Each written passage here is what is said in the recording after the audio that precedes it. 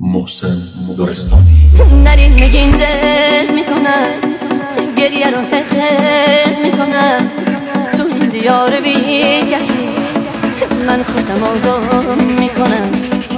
نرین نگین دل میکنم، طفلی دل ساده من بهونه تو می میگیره، میگه اگه نگین بره بعد نگین اون میمیره، بعد نگین اون میمیره. اگه بری نگین خانم ها دلم برات دل میکنه، رفتن تو نگین خانم ها خونه خرابم میکنه. کی مثل من دوست داره هر روز برات گل میاره، اگه یه لحظه تب کنی تا صبح برات خواب نداره، تا صبح برات خواب نداره، تا صبح برات خواب نداره.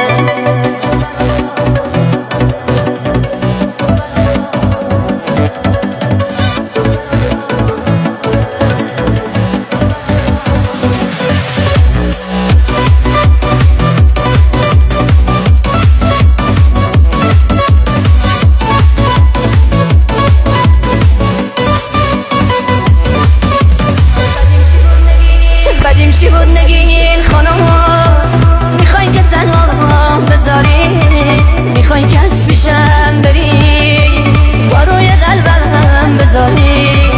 مگه بری نگین خانم ها بدجوری من تنها میشم، یواش یواش از غم تو میبینی دیوونه میشم، میبینی دیوونه میشم، میبینی دیوونه میشم.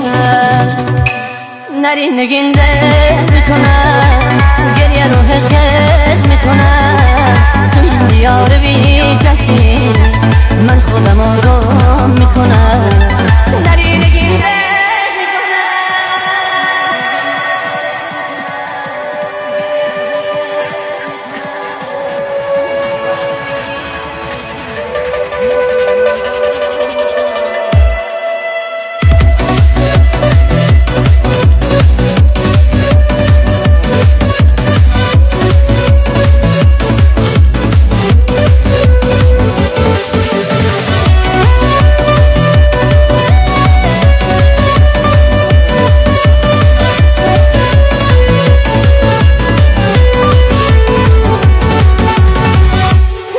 نگین دل میکنم. محسن دورستانی.